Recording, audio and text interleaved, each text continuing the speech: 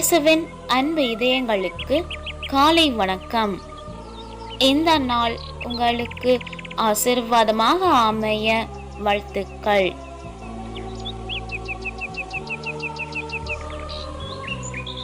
இப்புதிய நாளுக்கான ஆசீர்வாத இறைவசனம் திருப்பாடல்கள் அதிகாரம் 46 இறை வார்த்தை 7.